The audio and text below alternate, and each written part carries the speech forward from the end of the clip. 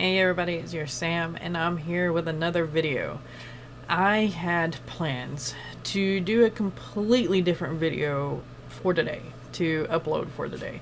And after the events of yesterday, Friday, I decided to do this video instead. For those of you that have triggers, I am going to be talking about guns in abortion and rape and incest and murder. So if any of those upset you, please do not watch this video. It's not going to be very graphic, but I still don't want to hurt y'all. That's not what I'm here for. What I'm here for is to help you and to be here for you and to have fun writing together. Unfortunately, this video right here is not going to be my usual fun-loving self, and it is going to be rather long. I am going to be talking about the bipartisan bill that was signed for gun control, and I am also going to be talking about the overturning of Roe versus Wade. I had a wonderful time at Heroes Con on Friday. We went there for one day to get some signatures and to see some friends and all that good stuff, and it was an absolutely wonderful day until, you know, I pulled up the news, and here we are. Granted, I had an awesome day and my mind was not turning off from the awesomeness, but it was also roiling over the news. And this is why. The bipartisan bill that was signed, I feel, is a step in the right direction. But I also feel that it's going to be a very tentative step. It's like you're kind of walking through landmines with this bill. And this is, I'm going to share with you what is in that bill and kind of comment on some of my fears with it and some of my feelings with it. And again, these are my opinions and take them as you will. But I feel like I need to get some of this off of my chest. And I am going to be reading from my notebook because I wrote this page and this page and this page a little after midnight last night, just because my brain just would not shut off, and resulting in this. The bipartisan gun control bill contains within it anyone that has been convicted of abusing a partner, whether they're current or former, will be added to the FBI's National Instant Background Checklist. This is a win. This is definitely a win to me. Now, I can see where there can be a problem with this. If the person was wrongly accused of abusing somebody, say the most recent thing, a certain actor and actress, and the mess that occurred there of one of them being wrongly accused while the other one was playing the victim, that can happen, and sometimes it's not corrected. So that can be an area of fear of wrongness to happen. I can see that. The another part of this bill is that there's going to be cracking down on firearms dealers who do straw sales. And what this is that they kind of bypass the licensing requirements in order to make the sale. And you can see where that is terrible, where that's bad, and how that could be where some of these people who have committed the mass murders have been able to get guns.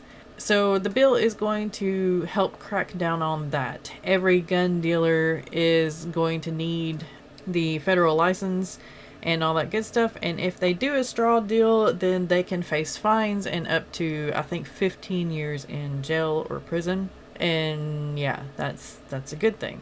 Another one is that there's going to be what they called a enhanced review process for those between 18 and 21 wanting to make a gun purchase. Now, what this is that the firearms dealer has 10 days, I think they said, to review mental health records, the juvenile health records of the person wanting to purchase a gun, as long as they're between the age of 18 and 21, and make the decision from there, pass or fail them during the licensing requirements, therefore either banning them or giving them the gun if it's safe for them to have a gun, which is a good thing.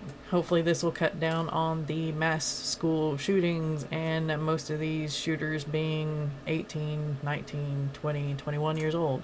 Another thing is that they are going to give funding to states to help implement crisis intervention programs, red flag laws. And what this means is that law enforcement can now confiscate guns from people who are a threat to themselves or others. And this is how they perceive that person, or how this person has been reported to being a danger to themselves or to other people by citizens, or something like that. The person who has been accused of being a threat to themselves or to other people does have the right to an in-person trial to try to get their guns back. They can also find representation, but it's going to be at their own cost to have that trial, have representation at that trial. This right here is a little dangerous to me. While it is a step in the right direction, it can also be kind of a landmine effect too. Say somebody thinks, maybe because of this video, that I am a threat to myself or to others, and they report me, and officers can come in and take weapons that I may or may not have. Y'all know me, mostly.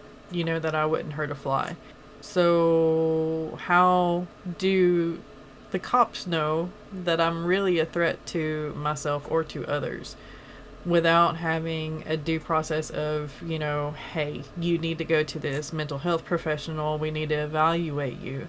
There's not going to be really time for that unless it's dictated by each state or each county that is the process that they have to go through in order to start to confiscate guns.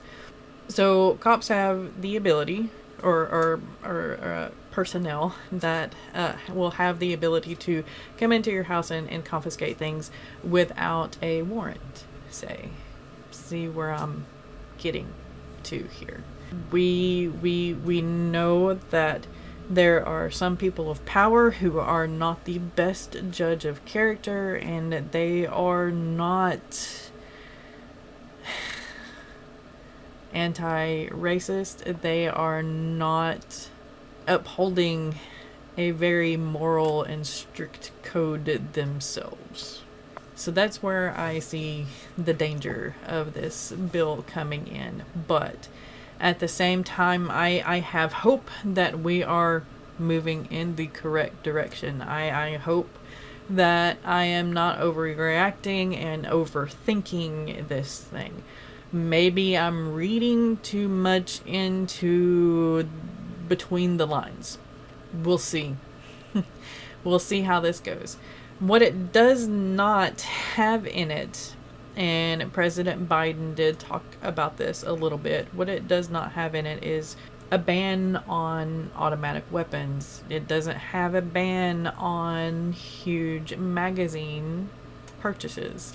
And what I mean by magazine is not the magazines that you flip through, but the magazines to a gun that can hold 150 bullets.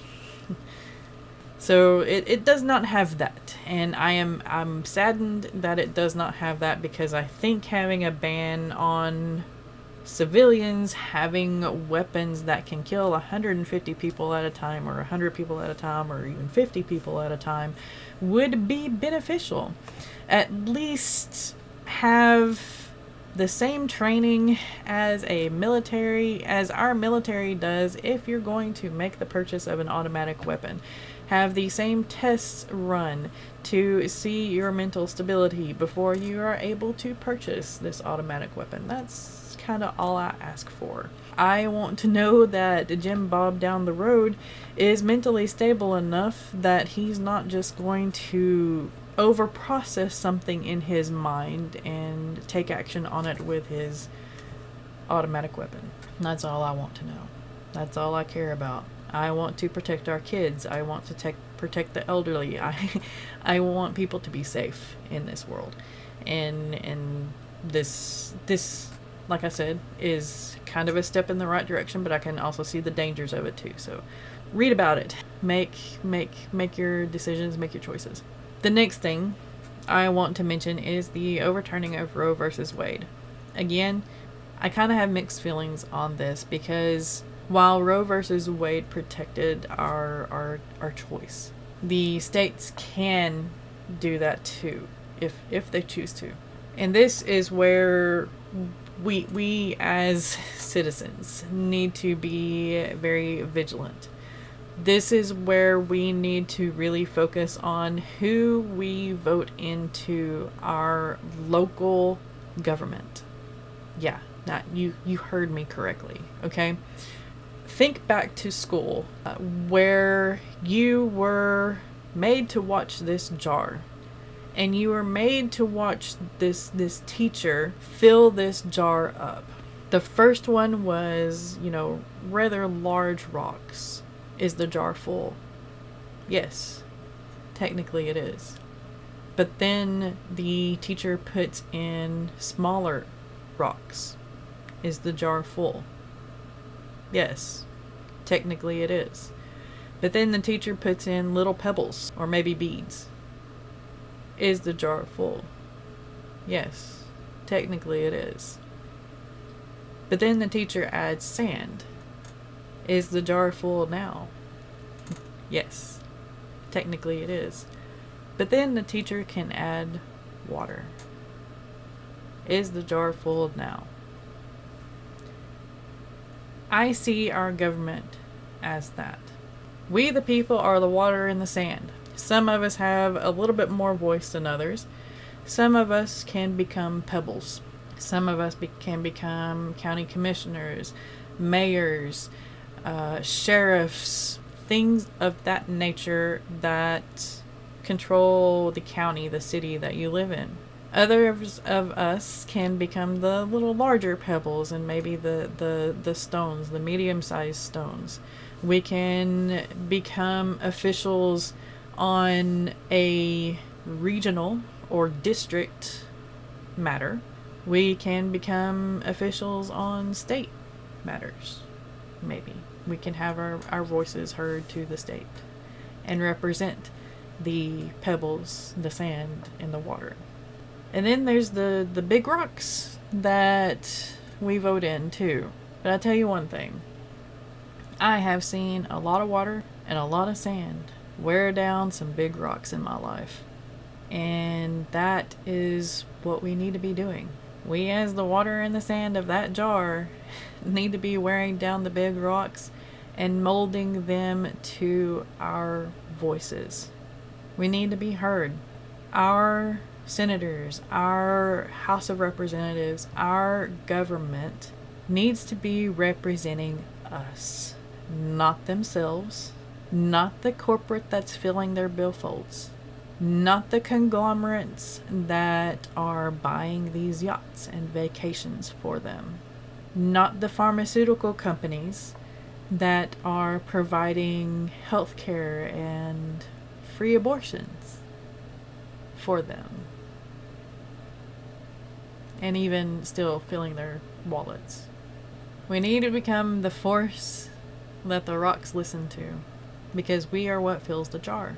With that being said, I'm going to go on to talk a little bit about Roe versus Wade. Like I said, some states are going to still protect our choice. And those states are amazing to me. those states are going in the right direction. But there are some states that aren't.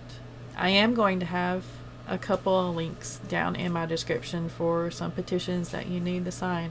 One is for Texas, because Texas has trigger laws in place that went into automatic action when Roe versus Wade was overturned, and Texas women are no longer safe. They no longer have a choice. So that is one petition. The next petition is to bring Roe versus Wade back up and get it set right. Check those out. Sign those petitions. Now I'm going to read a little bit about what I have. I am glad. I am so happy that your mother chose to have you. I am very glad that my mother chose to have me. I am happy that there is life out here that was chosen to be brought into this world. But they had that choice. That choice is going to be taken from some of our fellow females. And that's just, let's turn the clock back 50 years to where, we didn't have a choice. Are we going to turn the clock back a little bit more to where we no longer have a right to vote either? Or are we going to turn the clock back to where we can no longer have interracial marriages? Or are we going to turn the clock back to where people, no matter their gender and no matter their sexual tastes, are no longer human? Are we gonna turn back the time for that? Is that the next step? It might be. I'm glad that some of you out there right now chose to have children, knowing and hoping that one day it was going to be all right, that one day you were going to make it work with that child somehow, someday. Everything would be set right. I'm glad for that. But I want to tell you about not having a choice. Let me paint a picture of what that looks like. Let me tell you about you, your sister, your niece, your daughter, the little girl across the street who doesn't have a choice any longer. They could be raped. God forbid they are, but they could. 1 in 4 women on a college campus, on some college campuses, on some university campuses, are raped. 1 in 4. Okay? Let that sink in. 4 women in your life, if you're not one yourself. One of those will probably get raped. I hope they don't, but they might. That's their chances. Now, that lady who suffered a rape finds herself to be pregnant. Without this choice, she has to carry somebody's baby that she didn't choose. It's not the love of her life who gave her the seed that she can carry for 9 months and then care and love for the rest of her life. Hopefully, the rest of her life. It's a complete stranger. Or maybe it wasn't a complete stranger. Maybe it was their best friend, and maybe it was their boyfriend, even after they agreed that they were going to abstain from sex. Maybe it was their uncle. Maybe it was their brother. Maybe it was the man down the road. Maybe it was their deacon, or whoever else has power in the church. Maybe it was one of them, a priest. But that was in the plan, right? It's God's plan. That's God's will. That's the power at B's will, that they carry that child to term and are reminded of the rape every single time that they look in the mirror from here on out, especially when they start showing, especially after the child is born. And granted, they can give that up for adoption, but what if their religion dictates that they can't even do that? No choice. Did that do it for you? Did that open your eyes a little bit? Okay. If not, I got some more. What about that 12-year-old little girl that lives across the street, and she is so happy and go lucky. She is such a good little girl. She always has a smile. She always waves to everybody. She talks to everybody. She even helps old lady McClintock, who is, the next house over, carry her groceries in. She walks old man James's dog whenever his gout is acting up. She is a beautiful little angel. But one day she just doesn't smile anymore. Hell, she doesn't even come out of her house anymore except for doctor's appointments. That 12-year-old little girl got pregnant because her brother, her father, her uncle, her friend, a random stranger, a man she trusted from the church or from the neighborhood, raped her. She starts to have a little pooch, a little bump. She's a 12-year-old baby carrying a baby. Now, she doesn't get a choice. Her parents don't get a choice, if her parents even care at all. She has to carry it till birth. A baby carrying a baby for 9 months. But maybe that man, that thing that raped her, implanted his seed in her, sees that little bump and he gets scared. Because he knows that as soon as that little girl has that little baby, people will know what he did. So he takes that little girl out into the woods and he beats her. Because no one will know of his sin. Because that little girl won't ever speak again. But she didn't need a choice. It was her fault, right? She didn't deserve a choice. Or maybe her parents aren't so loving. They don't know about the rape until she starts showing. She's giving them another mouth to feed. Another drain on their finances. Another drain on their sanity. Another drain on them not being able to drink and do drugs every single night. But taxes pay for that, right? Your taxes? Yeah, that child will be okay. Right? Right. Did that hit the mark? Either one of those? No? Okay. So here's another one. A man and a woman have been happily married for 6 years.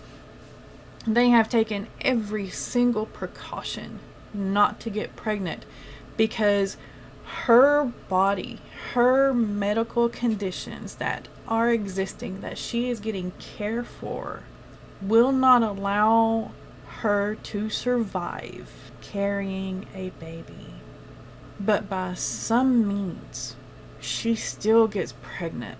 Some miracle, you could say. And they hope that the doctors are wrong. They hope that this will be a miracle where she can survive this. Her and the baby both. They still have hope. But 6 months in, the baby is no longer. The woman's already on bed rest. She's already getting the best prenatal care.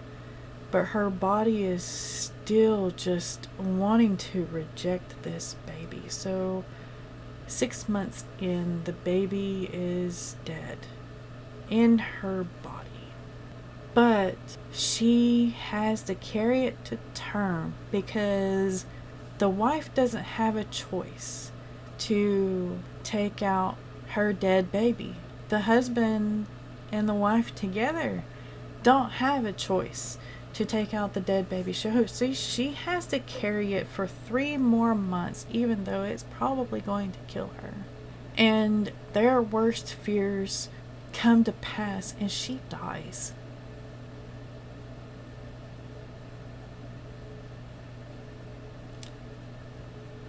The man, the loving husband that has done everything for his wife, blames himself because when they first started dating, he had a vasectomy. And it was just some weird doctor that his friend said would do the procedure. So he just went And he had the procedure done in hopes that he would not get the love of his life pregnant, because it would kill her. And he knew deep down somewhere that he should have had his doctor check, the one that he trusted, you know? Should have had him check to see if the vasectomy was real, or it you know, it held, or something like that. It obviously didn't. So it's his fault that his wife and child died. So he kills himself too. One of the arguments for abortion is that that baby could be the next Einstein. True, it could be. It really could be. I can see that. I'm all for there being more babies in this world. I am all for there being a chance for there to be an Einstein born into this world again. I'm all for that.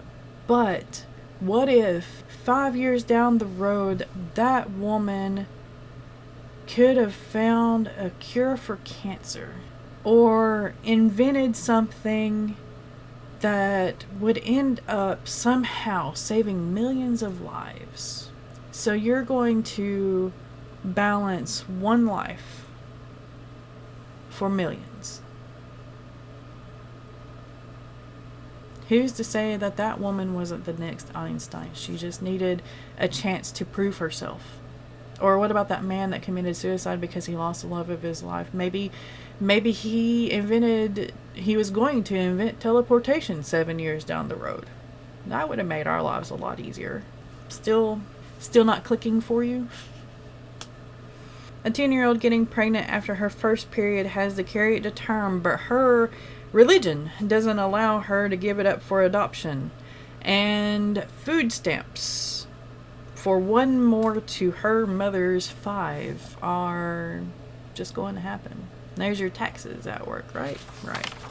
It's going to be alright. It's fine. It's fine. Again, I want to say I am so glad that you are here. I'm glad that I am here. I'm glad that our mothers had the choice to give us life or not. And I get it. I get it. I used to be against abortion too, until I saw these stories that I just shared with you play out in real life. I witnessed these, saw them with my own eyes. Just saying. Just saying. If this is overturned, and if states do not provide a choice for women, then there need to be other things put into place. Things like the father being held responsible.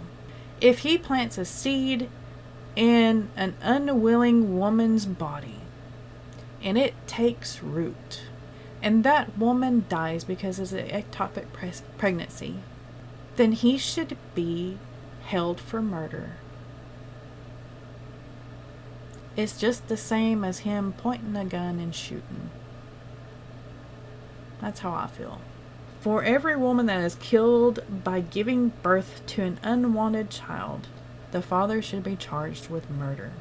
For every woman who is raped, and that rape results in a child, that rapist needs to be found and needs to pay for every single prenatal care visit, every single prenatal vitamin, every single hospital visit whenever she has a scare, and her living expenses, and the bill for giving birth to the child that he implanted in her against her will. And then he should support that child in every way monetarily until that child is 18. School, medical, food, clothing, half of the rent, at least half of the electrical bills, at least half, if not all of it. And no senator or representative of us people who have to abide by these laws of not having a choice should have free range or a free pass to an abortion. They need to live with it. Their little side piece mistresses need to give birth to their child too. And I'm not even talking about the strain that it puts on a woman who can't even afford to pay her rent, that just happens to get pregnant. And she's already working 2 jobs, but her doctor says that she needs bed rest. And she can't have bed rest because who's going to pay her bills? Not the father that, she kind of had a one night stand with, because we all make mistakes. I want to see the person who hasn't.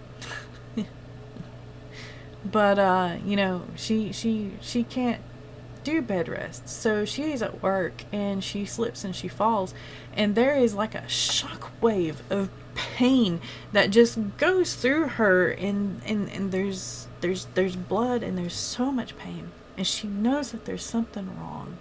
A hospital visit later, and she is in handcuffs because the baby's now dead. And that's what some states are going to do, because they're going to have to study every single miscarriage and deem whether or not it was an aborted fetus or a planned miscarriage, I guess. And speaking of the next Einstein, or the next medical prodigy, or the next inventor of our lives, what happens when a college student gets pregnant and she has to quit her education because she cannot afford this baby on her own, or work and go to school and still afford the baby and all the child care and all the prenatal care, and not to mention the labor costs, and buying things for this baby because maybe she's not as lucky as some of you out there with millions of friends that have money just to throw at buying a baby carriage and car seat, or a car that can even fit a car seat. Yeah. What about her? She could have, studied the cure for cancer. She could have at least created a drug that lessened the effects of chemo so that nobody would die from chemo anymore. Or maybe she would be the one that, invented the teleportation device for you to receive immediate medical care whenever you call 911 in the future, and have a doctor right there, the moment that you need them. 5 seconds is sometimes all it takes for somebody to die. Not even that. Maybe a second. A blink of an eye. But yet, the baby is more important than something that could save millions of lives that somebody could have invented if they were given the choice to follow their education instead of quitting and having to give birth to this baby. Just saying. And I know all the horror stories of abortion. It is a horrendous procedure. It is painful. It is horrible. And if you ever see one, you'll never want to see one again. I get that. I do. But I never want to see one of my friends die because she has an ectopic pregnancy and she can't afford an abortion, or she can't have an abortion, period. I no longer want to see that 10-year-old beat to death because she got pregnant because her uncle raped her, and he decided that her life was no longer important because he needed to cover up his sin so that he could remain a deacon to his church. Yeah, I no longer want to see that story play out. There needs to be choice. There needs to be provisions. There needs to be something that makes this world better, not worse. That's what was on my mind at midnight to about 2 o'clock in the morning when I finally fell asleep. And that's what's been on my mind all day. And I'm sure it's been on millions upon millions of others. We need to do better. That's all I've got. I'm sorry if this No, I'm not sorry if this offended you. These are my feelings. These are my ideas. This is my voice. Educate yourselves. Study who you vote to put into your local government as well as your federal government. Just saying. Water and sand can do wonders to reshape the world. We can be that change. You can be that change. You can be part of it. So let's change it. Let's reshape it for the good. Links are down below. Thank you for watching. Thank you for being alive. Thank you for being here. And I appreciate your mother having the choice to birth you. I do. She had a choice. I want you to have the same choice. I want my niece to have the same choice. I want my sisters to have the same choice. I want my friends to have the same choice. Don't you? Let's do better. Remember to be kind to one another out there. And be kind to yourself. I'll see you next time. Maybe the topic in the next video won't be so heavy.